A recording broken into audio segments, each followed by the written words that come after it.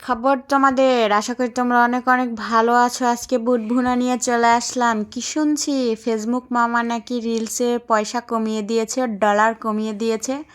তাহলে আমাদের আম্বানিদের কি হবে নি বুঝতে পারছি না। আম্বানিদের তো অনেক খরচ, গাড়ির খরচ, নেল পালিশের খরচ, চুলের খরচ, স্কিনের খরচ।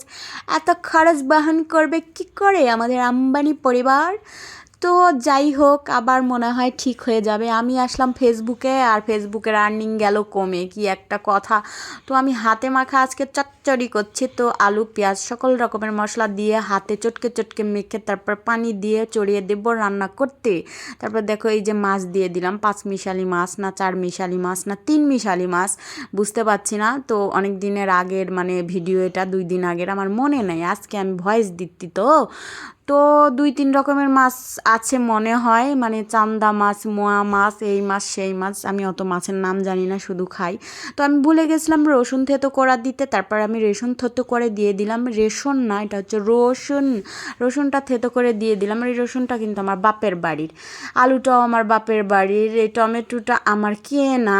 তো তারপরে বলক উঠে আসছে, তারপর টমেটো দিলাম। এক কলে এইভাবে রানলে এতই খাইতে মজা, জম্মের মজা হয় বন্ধুরা, কি আর কমু তোমাদের মনু। তো আমাদের বাংলাদেশে এত রকমের ভাষা আছে, শুনলে একদম প্রাণটা জুড়িয়ে যায়। মিষ্টি মিষ্টি ভাষা, এত সুন্দর সিলেটি ভাষা, তারপর আরও আরও আরও অনেক ভাষা আছে। ওগুলো ভাষায় যদি আমি সব ভাষায় কথা বলতে পারতাম কি যে ভালো হইতো, কি বলবো বন্ধুরা। তো সব ভাষা আমি কথা বলতে পারি না, 2-1টা মানে রপ্ত করছি। আমি একটু ভিডিওর মাঝে একটু বলে দিই, মানে 2-1টা করে, সব কিছুই আমি পারি না। সিলেটেদের ভাষা আমার খুবই ভাল লাগে।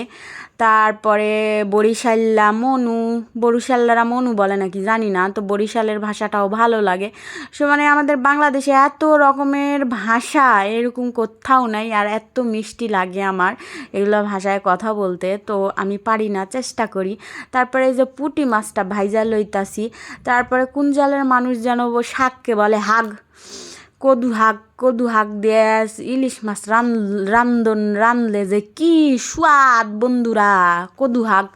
তারপরে লাল হাক, মানে শাককে হাক বলে, এটাও শুনতে খুবই খুবই ভালো লাগে। তারপরে আমি আবার এই ছোটো মাছ দিয়ে আলু বেগুন দিয়ে একটা চচ্চড়ি করে নিচ্ছি, সেটা হচ্ছে যে খুন্তি দিয়ে মেখে। তারপরে এখানে আমি আবার টাকি মাছের ভর্তা করছি, যেটা মানে হাত দিয়ে মেখে নিয়েছি। তারপরে হচ্ছে মাছের কাঁটাটা বেছে বাটনাতে ঘুটিয়ে নিব, তাহলে ভর্তা হয়ে যাবে। কারণ আজকে আমার বাসায় শুধু ছোটো মাছ আসছে, এজন্য ছোটো মাছের চচ্চড়ি, ছোটো মাছের ভাজি, বেগুন দিয়ে ছোটো মাছ, সবই ছোটো মাছের।